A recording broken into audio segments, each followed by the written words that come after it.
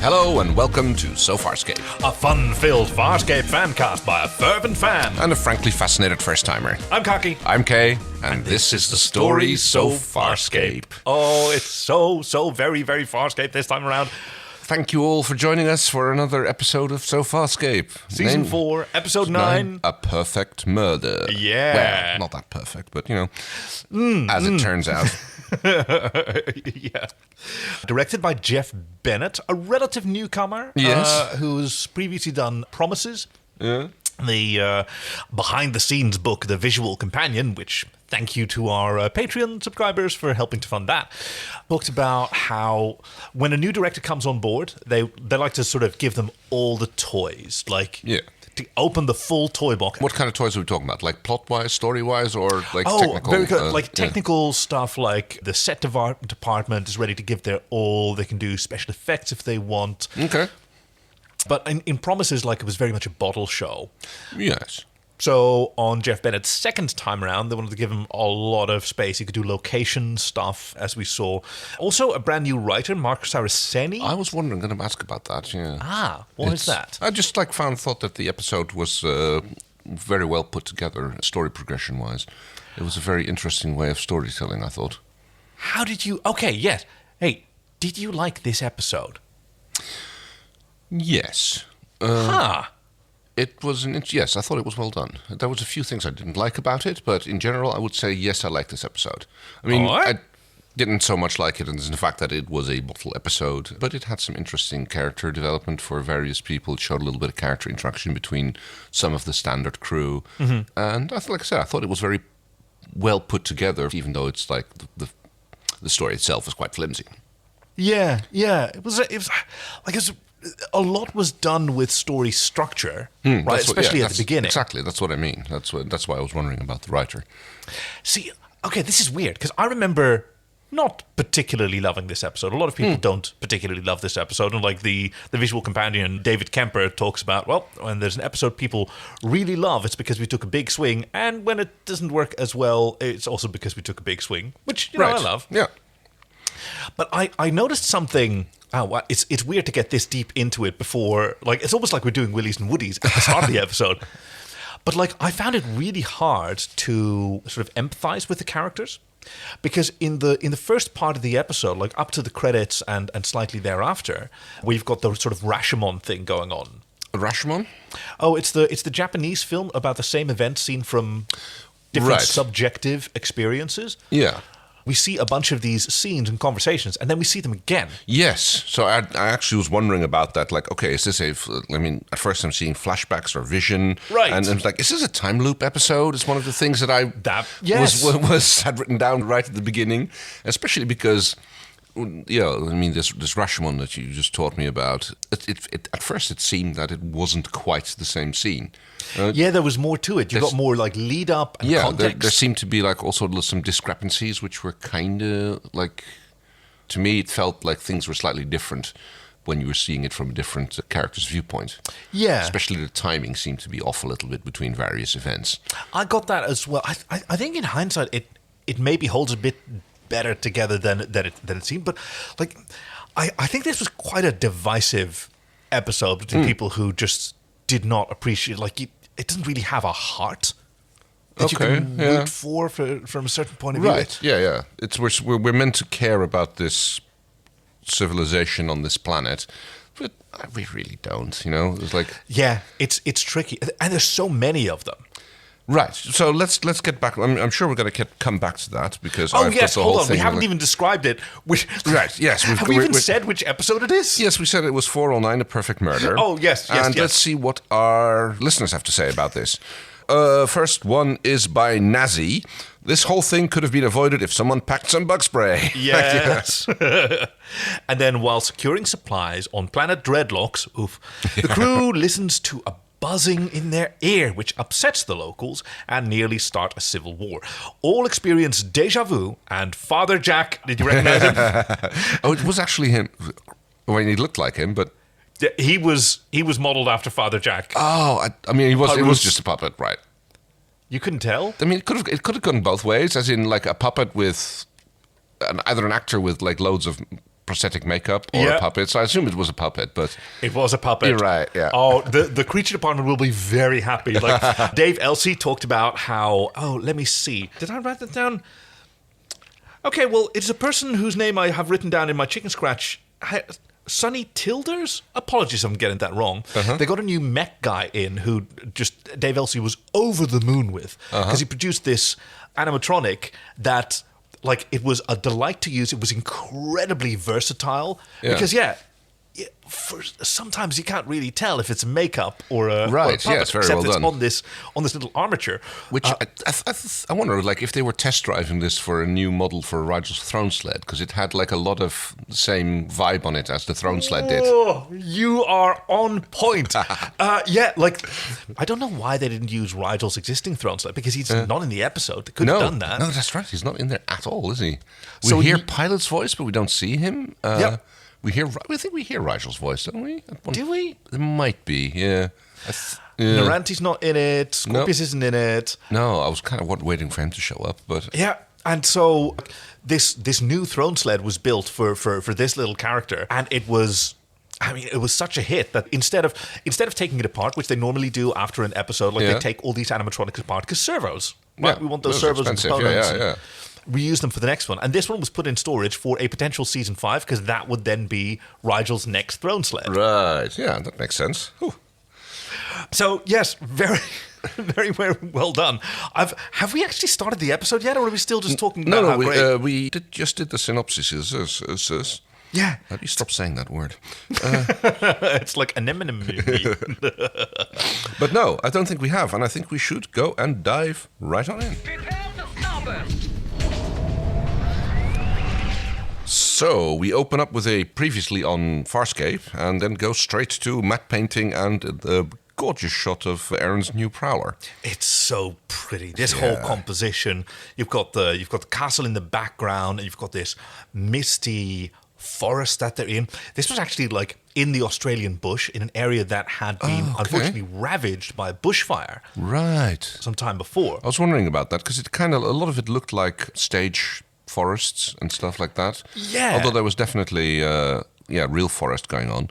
But yes, Aeryn is working on the prowler, and there's a little girl, and it's shrouded in mist, and there's a little bit of lens affecting, and I'm immediately wondering, like, okay, what's going on? Like, we've got a child here. It's like, is this Aeryn's having like weird future visions of her child and stuff like that? So that's going on in my head, and like, kids fiddling around with like what looks like the weapon systems of the prowler or whatever it is. Yeah, you want to stay away from those.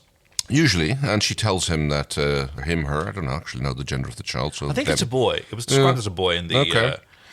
And it's all a little bit like, okay, what's going on? It's like you immediately get thrown in the, okay, what's real, what's not real thing. Yeah, because it's got this reverse sort of vignette around the edges. Right. You know, like a high school prom video. Yeah. And this... Like, there's this little song being sung, which is actually the voice of Guy Gross, the composer. Okay. I just pitched his voice up to do this child's song.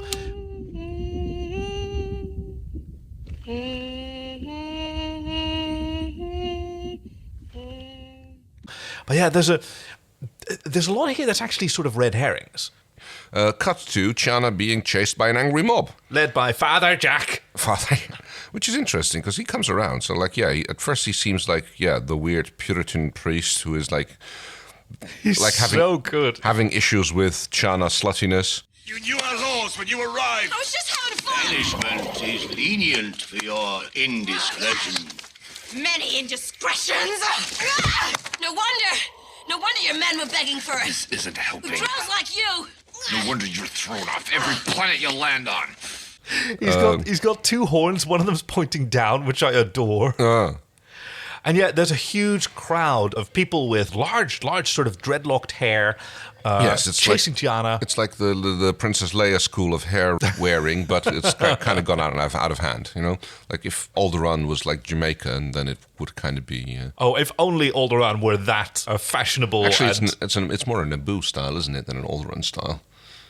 Because it's her mother also wore it. Like Padme also wore her hair like that. Yeah, interesting. Which is actually, I recently learned, based on I think it's a Mongolian tribe or something around that part of the world where there's like some queen or princess who there's some pictures of her like wearing her hair in braids like that and wearing a lot of the an attire that really looks like what the Naboo queen style is based upon. Oh, interesting.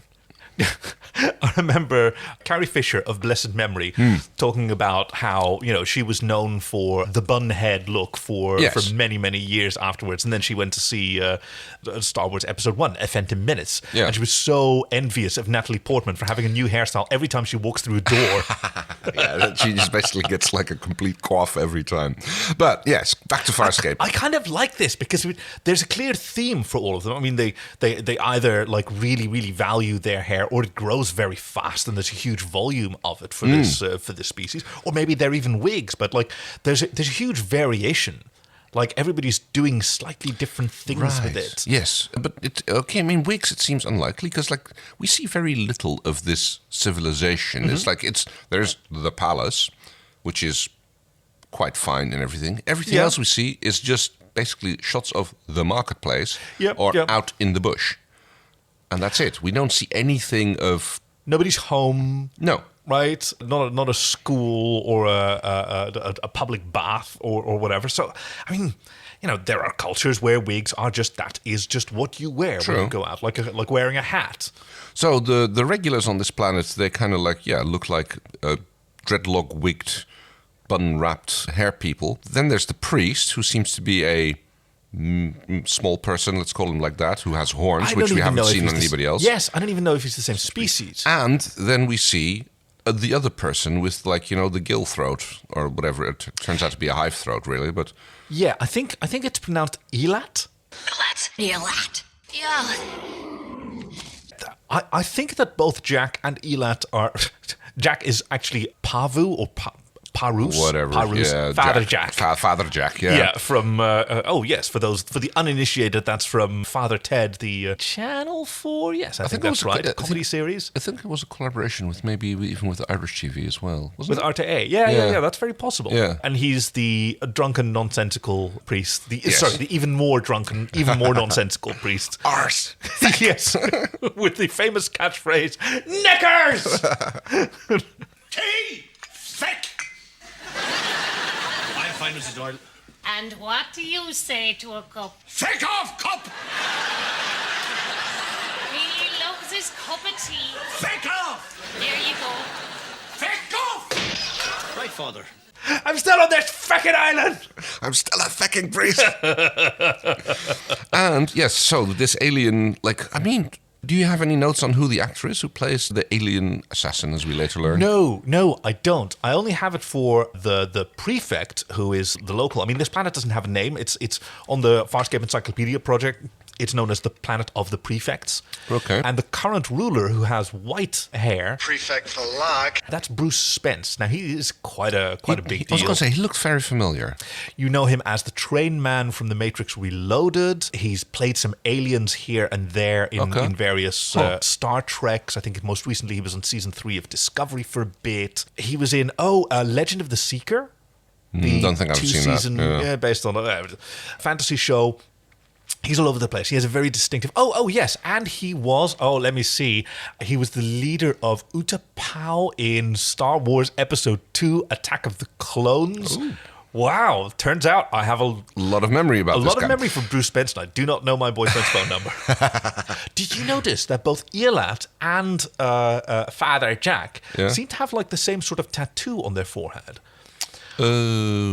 It's sort of like scarification. Oh, right, yes. Now that you mention it. No, I hadn't noticed it, but now that you mention it, I can see that, yes. Yeah, on Elat, it's sort of tilted 45 degrees because he's got this... But Elat is an alien. Yeah. He's an off-worlder, outsider as well. They don't look like they're of the same species, so maybe this is something that outsiders wear here to identify them. So much world building. Yes. I really enjoyed that. Okay, so let's get on with this a little bit, because we are dragging our heels about getting actually into the story of this episode. Even though it's not much of a story. Exactly. I'm trying to sort of milk the parts that I really enjoyed, so I don't have to admit that the episode as a whole just didn't work for me. So, yes, Chana's being chased for being a slut. She's being chased for being unchaste. Very good. Thank you. And she's unrepentant. Very much so. Dargo's trying to keep the peace with the leader, Gasha. Yes, he has been like talking to the guy who's going to be the next prefect. There is a little bit of a mention about that it might not happen because there's like some other clan head who is like trying to gain enough votes to have him not become the next prefect. But it seems to be more or less a done deal. I thought your ascension to the prefecture was predetermined. If he acquires enough votes, I can be removed as unworthy. Removed how? Kill you.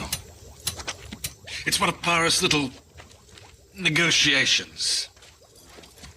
200 clans, 200 chieftains, 2,000 grudges to accommodate. One little priest has that much sway over all the clans. Oh, he can be compelling. Compelling enough for you to risk your own life.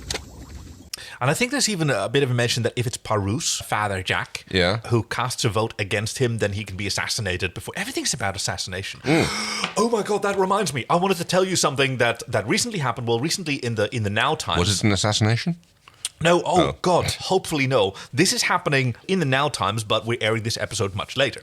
So what happened yesterday, which is the 17th of December 2022, actual Claudia Black tweeted on Twitter in response to recent Elon Musk bullshit. Yeah. Elon Musk banned some people because of bullshit because his reasons. plane, so they were tracking his plane, which is public data. Yeah, blah, blah, blah. excuse was assassination coordinates. Yeah. Okay, so Claudia Black says, assassination coordinates is the new name for my tits because even at age 50, they are pretty killer. And yes! Wow. Yes, Claudia Black is my queen. I mean, speaking of tits, well, no, we're going to get to that. There's a conversation briefly between Aeryn and Chiana. Like she goes, oh, oi, up here. Yes, Dargo basically tells Chiana to get back to Moya, who seems to be in orbit, who is dormant for an unexplained reason. Yeah. And this is also the first planet out of 20 that they visited since entering tormented space. And they that actually has have water. they have to actually make it on this planet with these clan people because it's a very small planet and everybody knows each other, and you can't obviously not go to the other side of the planet to get some water there. Moya is up there floating dormant in space. This is the first planet in 20 that we found that has any drinking water.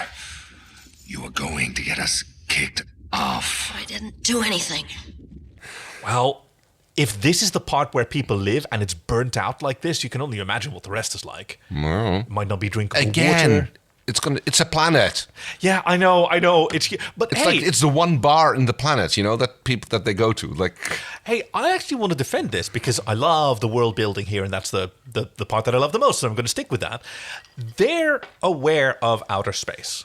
yes. And like the next prefect, the Shah, actually talks about that he sold his herd to get his son off planet and get a foreign education. Well, it was more to keep him safe, really. Also that. Yeah.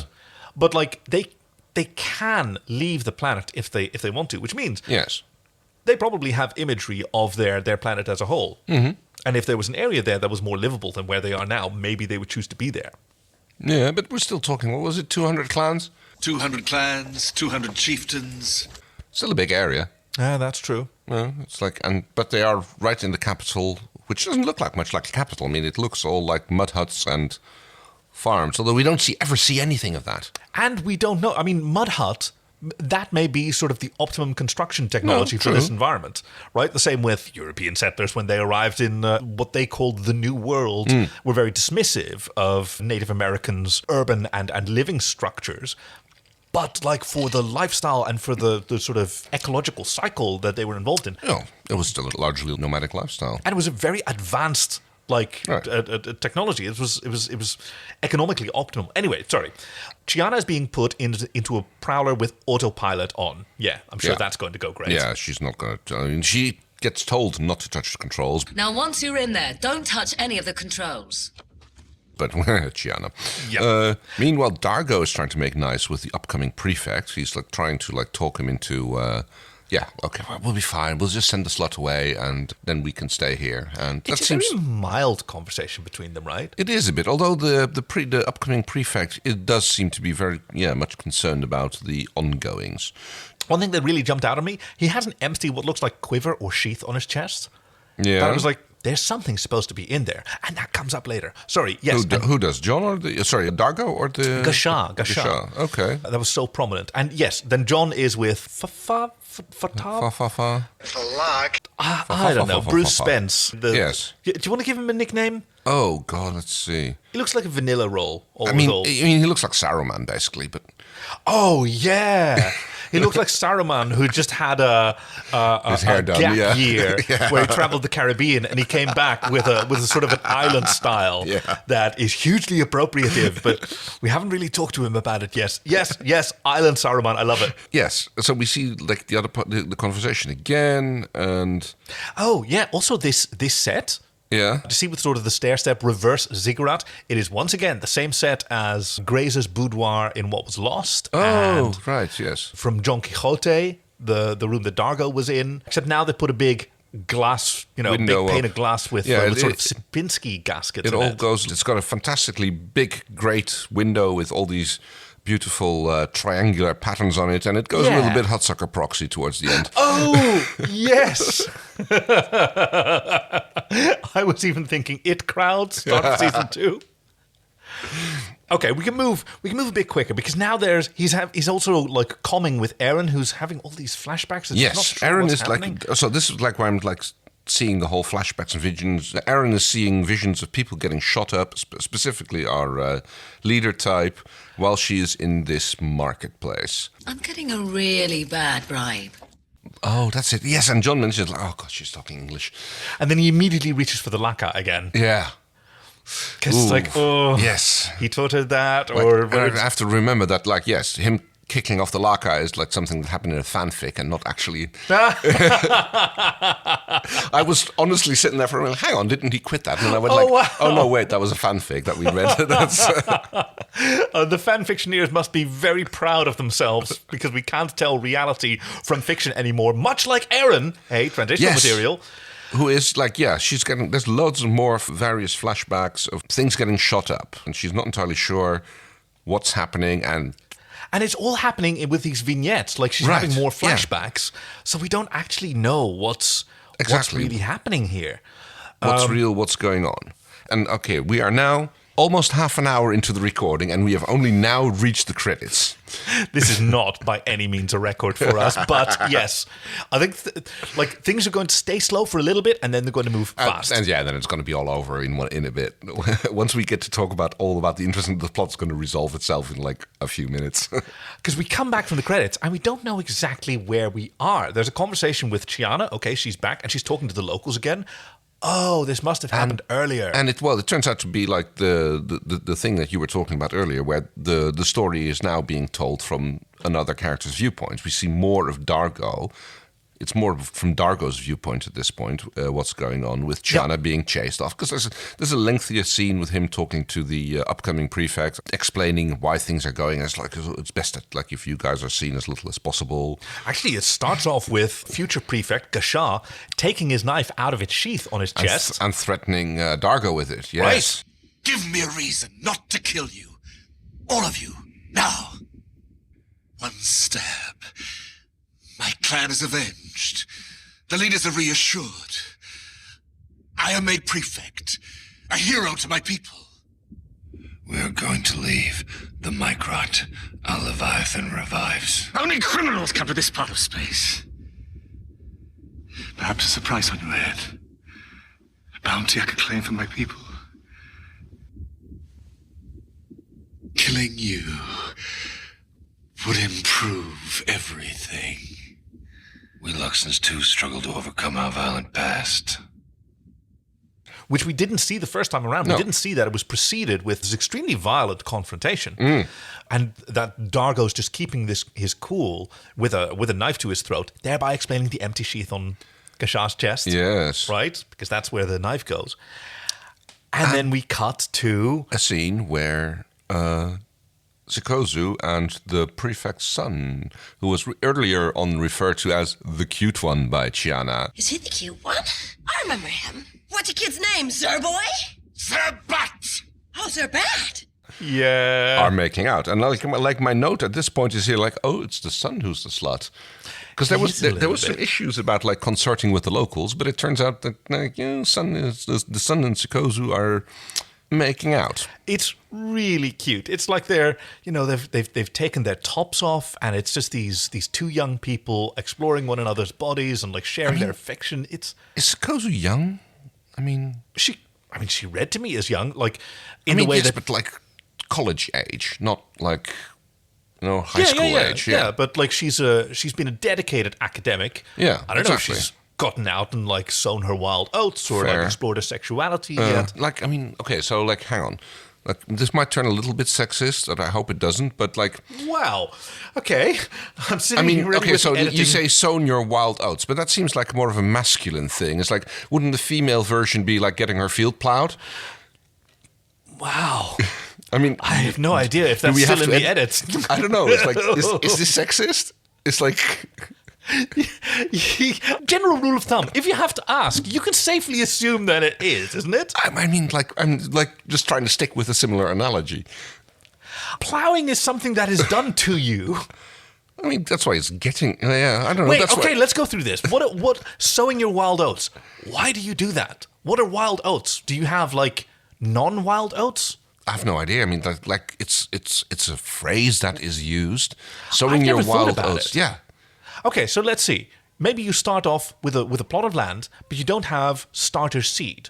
So you go out and like you harvest, you find some wild oats and you harvest that seed and you sow that, and you have no idea what you're going to get because it's all wild. Right, and then you pick out the ones that you get. And then there you go. And then you have okay, yeah. Right. Oh wow! I've never thought about this before. But that makes it sound like a. It's sort of like sowing apples, which is also just a crapshoot. Yes, because you're going to get 95% crab apples. There you go. Yeah. And then might have like a golden Honeycrisp. If you're lucky, if you're very lucky, you'll get an actual edible apple. But yeah, it's such a weird thing about apples that when you plant a seed from like a Golden Delicious, you're not going to get a Golden Delicious plant. You're just going to get. It's not even remotely close to it. It's just going to be random other apple. Total random. Because massive genetic variation. Yep, and therefore, like, apple orchards used to be hugely unprofitable because only like 5% would be edible. Well, you can make cider with the rest. That's the whole idea. It's like cider apples. Like, they're not edible, but they still produce sugar and you get interesting ciders. And that's why you get such local variety, because like it just happens to be the apples that are growing in that area. But yes, Chiana... I want to say, she's sowing her wild oats. Like, she's doing the thing where just playing around a little bit. We see the Prowler returning, and then again, Chiana is back on the planet. She's doing her little... Hugely confusing to me. Like, I was sort of imagining that this could have been a flashback to before Chiana was banished. Exactly, yes, me too. Like, you're really wondering what's going on because they restart, and that's why I had the, is this a time loop episode? Right. I mean, it turned out not to be, but it was definitely a question that was on my mind for a little bit in the beginning. Because I've seen this episode, and I have a note that says, like, oh, wow, maybe Chiana wasn't the, I don't know what the Farscape word for a sexually promiscuous person is anymore. Don't be a trout. But maybe she was just covering for Sikozu. But she's not. She says to Sikozu, hey, psst, over here. Hey, Sikozu. Tasting the local spices, are we? Go away, you dirty girl. Hey, I got banished for banging some nobodies. What do you think they're going to do to you for banging the future prefect's son? For banging, basically, Simba is what we should call him. Yeah, let's go with Simba. He's got the pretty eyebrows. He does. So, a little cut back to more marketplace stuff where Dargo and the upcoming prefect are talking with a rival chieftain who shows up. Yes, yeah, and showing some of the politics through food. It all smells wonderful. Ukus. Ripe from harvest. Our women nurse their babies with it. Brother. No, really, it's very, very good. Jabuka clan's finest etmek. Jabuka clan etmek is most tasty. And he says, like, oh, it isn't that very fine. And then the guy goes like, well, not unless I get you kicked off. And he actually spits it out when the other guy leaves again. Because it was filthy, I think, to begin with. Might have been, yeah. Take off, cop! Then Dargo goes off to talk to, I forget who. Oh, yes, he busts in on the threesome as well. Twosome with one extra spectator. Until he's distracted by some, what sounds like pulse blaster fire. In the distance, yes. We cut back to John and Saruman, Island Saruman, having a slightly longer conversation with Aeryn, and again, hearing the pulse fire. Even before we learn what the pulse fire is, Chana has a little meet-up with Father Jack. Yeah. And John has a meet-up with Elat. Do you want to give him a name?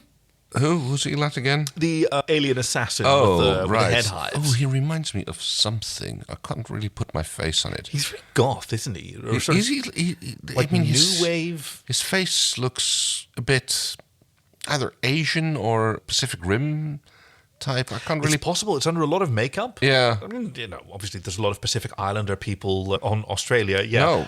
I wonder why. Might be because they were already there. Right, yeah. We're actually living here. Might be Maori or something like that. We don't know. He's got a really interesting sort of makeup because he has hair coming down from Zorg from The Fifth Element. Oh. Zorg has hair like that as well. Fair. Hanging down straight down one side. Who actually threatens John. He grabs him by the throat and dangles him over the edge and goes like, oh, well, be careful, the stairs are slippery. Yeah. And I still hadn't coded him as being an actual alien. I thought he was just like another dude. A different type of, maybe this one likes to shave his hair and just, I mean, it's still possible. Right? He could have been a character on Lex. Oh, wow, yeah. That's what he looks like. Yeah. I think they'd be more cardboard integrated into his costume. Yeah, he has, what's it called? He has David Bowie eyes. Oh, as in heterochromatic? Yeah. And he's got kiss makeup. Yes, and his extremely white sclerid eye has black makeup around it. And I am puzzled by off-worlders. Yeah, I know what you mean. So I think we finally get to the scene where the shooting starts. So anyway, I started blasting. Yes. And it turns out that it is actually Aeryn who is shooting up the marketplace. Yeah, shooting loads of people, including the future prefect, and even... Dargo. Dargo gets shot right in the assassination coordinates. Fortunately, that's the place where he's got his best armor going. Yeah, it was all terrifying, though. Everybody comes into the market, sees this aftermath where Aeryn is long gone. Fortunately, Dargo has survived and is able to tell them, no, it was Aeryn. I know who shot me. And John's like, oh, no. Can't be Aeryn. Yeah, I know who shot me. The guy who was talking to the upcoming prefects from the rebel clan, let's call it like that. Yeah, the rival chieftain. Comes up and goes like, well, more off-world assassins, and turns out there were more assassins. This is not the first assassination attempt, or even successful assassination. And the other assassination happened before we arrived. Yeah. And Simba. Prince Simba solves it. I could look up his name. It is completely cool. Right. Go for Simba. Resolves this by saying, okay, I'm going to hunt down the killer. Yeah, John wants to go find Aeryn. The other guy says no, can't have that. No, yeah, you'd just be going after your own people and you'd run away. But Simba decides to step up, after he's being challenged by the other guy, and take his new role as leader of the clan. I have the right to avenge my father, to see his killer brought to justice. That is the law. And will you need your nanny? My father is dead. You just insulted the leader of his clan. The right of revenge, right of first investigation or whatever you want to call it. And he stands up to him. I'm trying to think if there's a prima noctis pun I can make with the right of first investigation. Looking for something like that as well. Yeah, right. You can sometimes hear both of our brains sort of grinding. No, not arriving there. Going in the same direction. And Father Jack says, yes, that is legal. That would be an ecumenical matter. Yes, I suppose it would. The priest also seems to be the law speaker. Yeah. It's such an interesting world. Yes, and so a little bit more about his throne sled, because it took me a while to figure out that was what it was going, but it kind of looks like he's got this music box in front of him with two little handlebars coming out, and he just moves them back and forth to turn around. Yeah, it's like Anakin's, what's it called, a pod racer. Yeah. Oh, yes. Right. He has the two sort of throttle controls that he's. We see that more often. I think the speeder that Obi-Wan and Anakin are in part 2, I believe. Oh, that's. It also has. I thought it had joysticks, but the forest speeders. The forest speeders in. Definitely, yeah. Return of the Jedi. Yeah. Look at us, almost becoming a Star Wars podcast. I think. Sorry, just to diverge, even more, my absolute favorite sort of interface for driving a spaceship is in Guardians of the Galaxy 2, which is a candidate for one of our greatest hiati because Ben Browder is in it. Yes, of course he is. Yes. Yeah, because Guardians of the Galaxy, as James Gunn has said, was inspired by Farscape to no great degree. There is a space van that's being driven at one point by it has two pilots, and both of the pilot seats have steering wheels. Yeah. And when they need to drive, one of them turns the steering wheel horizontal and the other one turns it vertical, and they're driving it together because that's how you do 3-dimensional driving with steering wheels. Okay. It's so great. Yes, I suppose that could work. Okay, so we're now back in linear time, it turns out. Yes, there's a little bit of kerfluffling about if Simba can do this thing, what he claims to can do, but the priest confirms that yes, indeed, this is right, and he can. It is proper by the law that he goes about and does this thing. Sikozu tags along, and after a bit of sort of gun swinging with Prince Simba, he has a lovely gun, by the way. I thought he was one of the Peacekeeper guns, isn't it? It's not a design I recognize. I recognize it as a Mass Effect gun. It looks like the Valkyrie. It does a bit. I thought it, we can see Dargo wielding it later, but I thought it was one of the guns that they got from the Moya crew. I'm pretty sure. So yes, they decide to go through the forest for a walk, try to find Aeryn. John says let's split up. Simba goes oh no, you can't split up. And he goes well, dude, trust me or not. Yep. And he sits down, and then Aeryn is sitting behind him and goes, hey, psh. Yeah, after Sikozu and Simba go off taking the high road. Yeah, taking 3 steps before she goes, psst, hey, I'm over here in plain sight. Will you take the high road? And I'll take the low road. And I'll be in Scotland before you. Okay, so I have something about that written as well. Oh, that's still going to come up in a little bit later. Never mind. Looking forward to that. But yes, Aeryn is oh, well, I don't know what happened there. I just shot the dude, and then that's all I remember. And he's you shot more than just the dude. Oh, no. Yes. And then the priest is there, also, somehow. I guess he must have followed them. People kill each other on this planet all the time.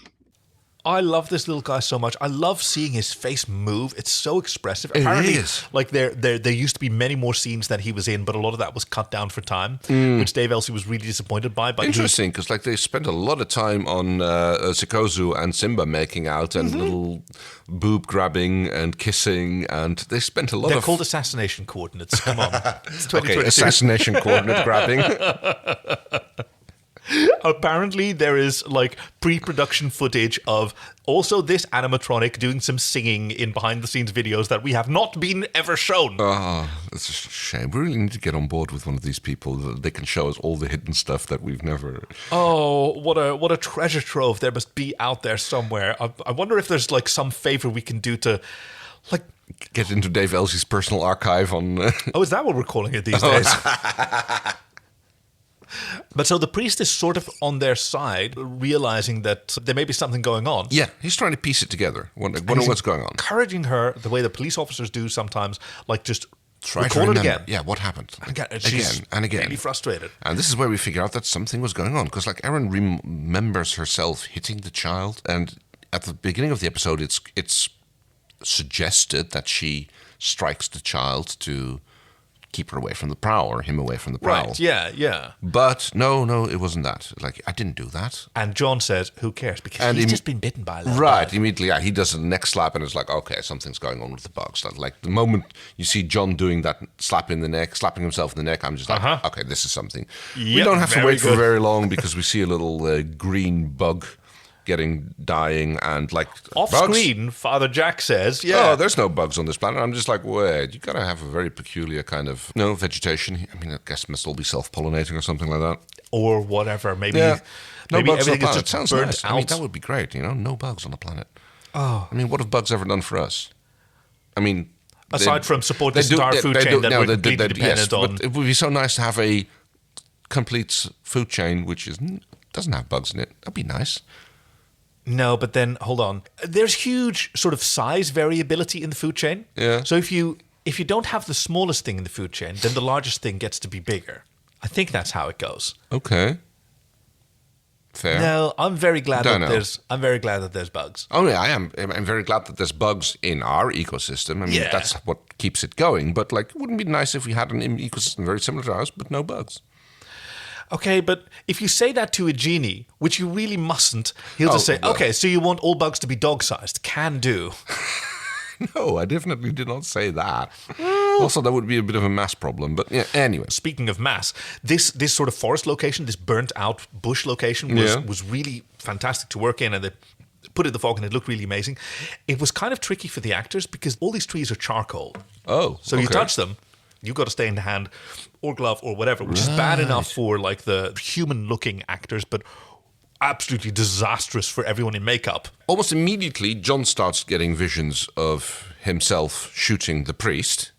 And I love that he sort of responds to this by saying, oh, I'm the next assassin. Yes. Hands his gun to Aeryn. So they go off doing a little sweat lodge thing where the priest is making smoke, because apparently this really confused me. Despite the fact that like they don't have any bugs here, they know that smoke drives off bugs, but it also might be that he's just like thrown some magic herbs into the fire, and that like they're trying to like get the bug infection out of their system.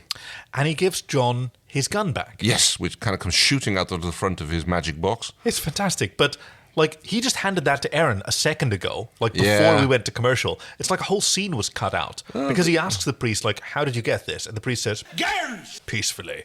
Yes. Like Winona's had a whole adventure that we don't know about. So I'm very curious about that. Might have been a scene where he was talking to Aeryn, which got cut out. Cue Simba and Sikozu finally done with doing their nookie and show up. They're cute together. And then Chiana has meanwhile been captured somehow. Hang on, what did they all talk about? Like, what does I don't care. Oh, okay. I'm sorry. Yes. Like, the actual resolution of this whole mystery, I kind of don't. I'm sorry. Yes, Chiana has been captured by the outgoing Island Saruman, yes. And Zorg, yes. Okay. And they do another. Oh, let's talk in front of the yeah, let's discuss our evil plan and how it worked and didn't work out in front of this prisoner that we have. Why they have her, I do not know. But yes, Zorg was hired as an assassin. As an assassin minder, yes. Basically, he can produce these flies, which Sagaba flies, and they sting people, and then he can like influence them with his mind control. But it doesn't work on Chiana because the flies don't like Chiana. They don't like Nabari. Yeah, apparently. Flies are. I mean, it sounds great to be in Nabari. You know, you don't get sunburns. You don't.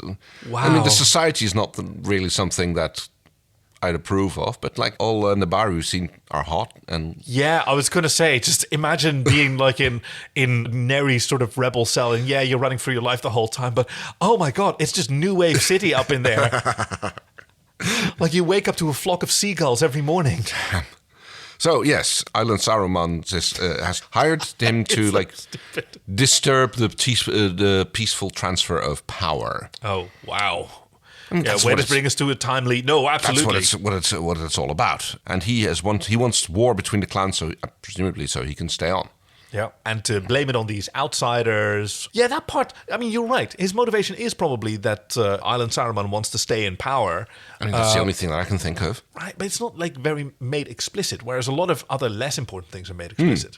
Also, what I don't understand is why Chiana uses her vision power again to see what Zorg is doing, because like he's doing it right in front of her again. Yeah, she can just see it. And he also said what he was about to do. Yes, make more bugs. Yeah. For her trouble, she gets beaten up, which is another... Oh, poor Chiana. She gets like the short end of the stick so often. And she's also blinded because... Yeah, she's used her power again. Yeah. We see Jon and Aeryn going through the woods. It sort of looks like the Swamps of Sorrow in Neverending Story. It does a bit, yeah. I mean, that's why a lot of these shots gave me the impression that it was like a soundstage shots.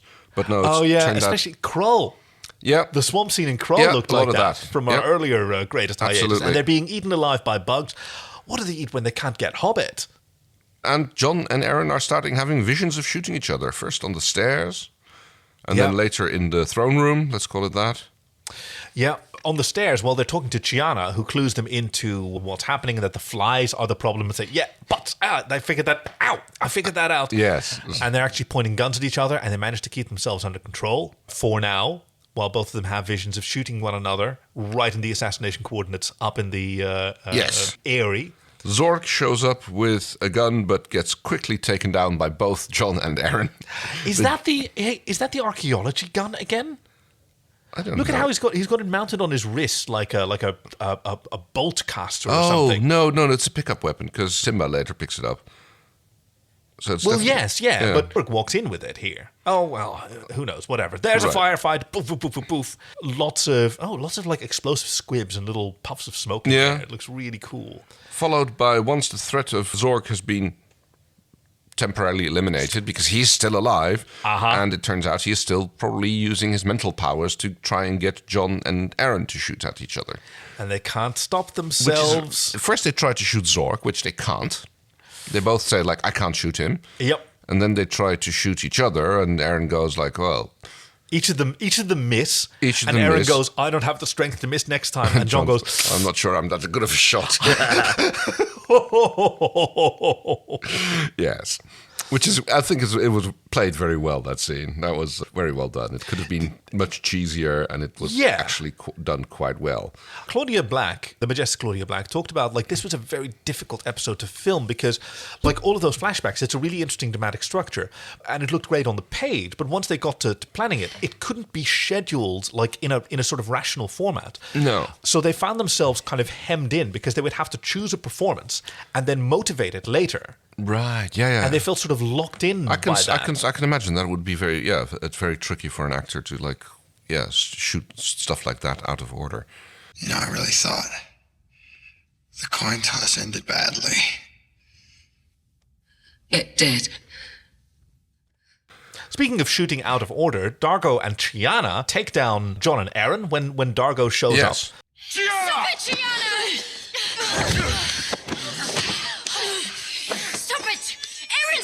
I can't. You can fight against it. Blind Chiana manages to take down Aeryn. Very impressive. Yeah. I guess she heard the creaking of black leather, the unmistakable creaking of... And Jon, while being pinned down, asked Dargo to knock me out. Dargo, just knock me out. Knock me out! Hit me harder, you big sissy! Dargo, who has a venom tongue that's exactly for knocking people out, instead punches him several times. Punch me harder, you... Wow! Yes. Just use your tongue, Dark. That's a good point. I'm sure there are fan fictions that include exactly that line. Oh, here we get a good shot at the gun. I don't think it's the archaeology gun. It sort of looked Mad Maxy to me. But Father Ted floats up. No, not Father Ted. Father Jack flows up behind Zork and deploys his R2D2 buzzsaw. Yeah, he just has that for decapitating people. Well, maybe not for that purpose, but it works. What else is it for? It's a buzzsaw. You can use it for everything, lots of things. And yes, he basically saws through the back of Zork's spine, thereby eliminating the threat. Breaking the spell. And lastly, Simba aims his I think it's the archaeology gun, at Island Saruman and says, "You must die for my father." And the priest goes, "Oh, think about this." And he does think about it, and it offers him two alternatives. Yes, either stand trial for among the clans for what he's done, or you can die heroically, which I think is sort of to mean like, I can kill you right now and then say that you died defending the whatever. Yeah. Yeah. But Island Saruman pulls a Hudsucker proxy. Yes. Opens the window and goes like, whee! Yeah, it's so weird because he taunts Simba. "I'll not be judged by you or your pitiful counsel." "Oh, is that your father I hear begging for mercy?" And he falls down. I'm like, is there some kind of irony I'm supposed to recognize? I have no idea. I mean, Simba looks a little bit shocked, but...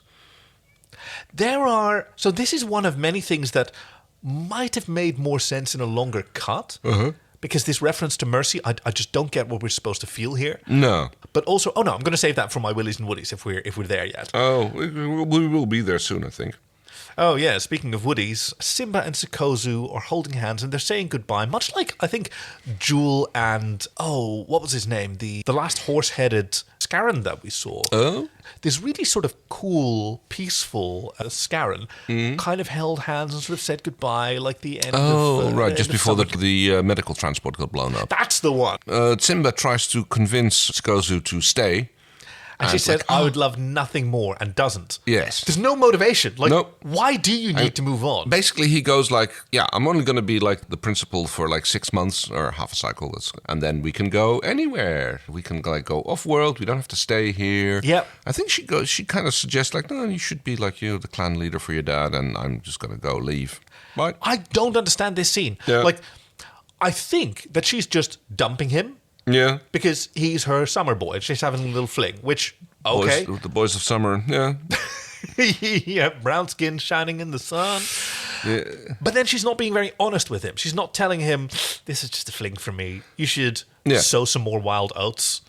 Yeah. Chiana is complaining to the priest that she's like suffering the longest blind spell that she's ever had. And he does that sort of country you shouldn't doctor use your thing. power then yes, anymore. exactly. Yeah. Like, it hurts when I do this. Well, don't fucking do that then. Yeah. And Sikozu shows up to like, and they have like a good little moment there. Like, loved it. Yeah. Like, because Sikozu says to Chiana, okay, it's time for us to go. And Chiana says, and leave all this good shit behind? I'm sorry. I'm just kidding. And Sikozu actually comes in to sort of comfort her. Yeah. Like foreheads together, and Chiana says, nah, I'm just kidding. It's all rubbish here. Let's go. Yeah. And they leave arm in arm, which is one of my favorite images. Yes. Then, of course, because this is Farscape and we have to end on a cheerful scene, we have Aeryn sitting by the grave of one of the people that she shot, actually several of the graves. And the kid is also there, because it was the kid's parent that Aeryn shot. One of 17 people. Oh, I didn't get that before. But I didn't see that the kid was there at one of these graves as well. Yeah. Oh, damn. So much harsher. And not a lot is actually said there. But, one of the things that I got from this episode is yes, Aeryn is killed another 17 people. Which, I mean, it's probably not adding... a significant percentage to the total. But it's still something that I think she would like to have thought that she'd broken with. Even though it was out of her control. And it was out of her control, yeah. But still, I can still imagine that one would feel at least a certain responsibility for that, even if you know that you were being mind-frailed at the time. All right. And it wasn't even the cocaine fairy. This time, she just doesn't show up at all. All right, come on, let's do this. She gives me a Woody. She gives you the willies. Okay. Okay, show us your willy. All right. Show us your assassination coordinates. Okay. Go on. So my first thing is, I was a little bit weirded out by the way that the episode seems to go between daylight and darkness and everything. Like, the marketplace is always in the dark with lights on, and then there's, the palace, and you never know. Sometimes it's dark outside the palace, and sometimes it's light outside the palace. I think I can solve this. Amazingly, it just occurred to me. We see these images of the castle is high on a hill, which, by the way, Simba burns as his first. Right. Yes. Right. It's this area. I think the suggestion is that the market is actually in the valley. Yeah. Right. That your sort of authority is represented by your height, and in the valley it's dark. Yeah. And in the area it's light. But it's and in always the forest, it's foggy. But yes, but all the scenes in the throne room, it's always just blue outside. It's kind of always almost looking nighttime-ish as well. Oh, yeah. And the only times we actually see daylight shots is when they're out in the forest. Yeah. When it's Kozu and Simba making out, or when they're just being chased by the mob, or anything like that. Your willy? Huh? That's no, it's not. Okay. That's just, I never show my willy on the first try. You You never show your real feeling. You just show a decoy willy. You just show off the sort of... I think my willy goes to this trend that we're seeing in the last few episodes here of people just talking right in front of other people about shit that's not supposed to be I think that's what gets my willy for this episode. Yeah, because Aeryn is Punch and Judying behind everybody, and like as an audience, you're going, "She's behind you." Yes, and like no, Island Saruman and are doing the same thing in front of Chan, and this is like a trend that I've been noticing in Farscape recently. I don't know if I've talked about this before, but as a child, I visited my family in France, and they took me to Bac Astérix, which is like Asterix and Obelix, the sort of Roman era Gaul invasion comic by is it Goscinny? Yes, Goscinny and Uderzo. Oh, so I was there, and you have, because it's a theme park, you have all these actors portraying like these characters, and Obelix was running around, and then there was a centurion hiding behind like a little branch that he was holding, and like all the children are like, il est là, there he is. And, like Obelix looks around, I don't see anyone. Yeah. So yes, that's your Willy. Yes, it's a very good Willy. Thank you. I think my Willy is actually really, really, really wide. Okay, go on then. Which is the lyrics for Ya Ya Ding Dong from Eurovision A Fire Saga. My love for you is growing wide and long. All the sort of red herrings and I guess missed opportunities. Because we get like the Laka thing. Yeah. I thought that the Laka thing was going to come back as a means for John to resist the Skabal flies. That would have been a good one, yes. But we only see him sniffing it once when he talks to and it's in Aeryn. and it's in the flashback. Yeah. Or the previously on. Right, yeah. So I thought that he would have somehow like a residual unexpected resistance, much like when in A Clockwork Nabari he was given the same sort of cleansing potion. Yes. Oh, that's very good. Yes, Harvey could soak it up, and you think that should have been the case? Yeah, so that wasn't the case. I thought also that. I mean, a big deal was made that Aeryn spent her summer holidays as an assassin. Yes. That would come back and absolutely nobody mentioned it. No, very good point, yeah. Right? That maybe that was coming back. Not even she mentioned it. It was just completely dropped off. Yeah. And so like I don't know on whose. No, obviously I don't like blame any particular person for that because these are hugely collaborative efforts, and I mean, my Woody has to go to like the world building. So much was done. The story build up, yes. No, I want to say the world building. Okay. For me, the story structure didn't completely work. Didn't deliver like the thrill that I wanted because I felt disassociated from our heroes in the beginning because I knew more than they do. Yeah. And I also didn't know exactly what they were experiencing because it was quite confusing. Right. Well, like I said, like I wouldn't call the story itself the thing that I like, but I did like how it was built up, how it was presented, the effort that went into that. I did like that. But I think that my actual Woody has to go to the to Father Jack's R2-D2 Butzal blade. Oh my god! Father Jack is amazing throughout, and yet he just and it's a huge buzzsaw. Oh yeah. It's like LP sized. Yes. Jacob's Creek Chardonnay 1991. You tell that just from the sound.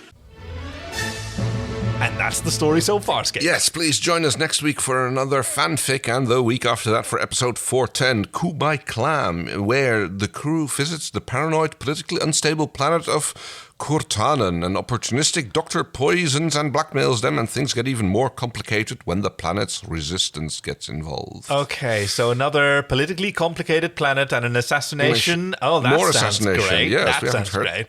Well, I'm sure there's not a lot to look forward to there. It's really boring in Tormented Space, isn't it? They're really like falling into a rut here. Exactly. It's just going to be the same shit that we've just seen 100 times before. So, I mean, if you want to skip Kubai Clam, you totally can. Oh my God, what am I saying? Absolutely don't. Thank you so much to all of you for joining us once again for So Farscape. You can check out sofarscape.com/links if you want to send us a synopsis.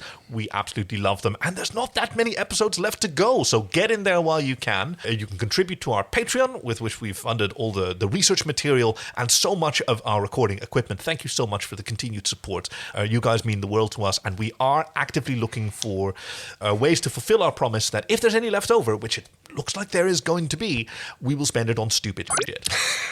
And also, like, you could send us fanfics, although I think we've got ourselves quite covered with Terra Firma Escapers. So thank you so much for that. But even then, community. suggestions we would appreciate. If you think that like a particular fanfic that you remember reading about an episode that might be upcoming or not, then we would definitely love to hear that. Of course. We love comedies, and preferably shorter than about 4,000 words, because there are some novels out there. But in the meantime, I'm Kaki. I'm Kay. So Farscape, so good.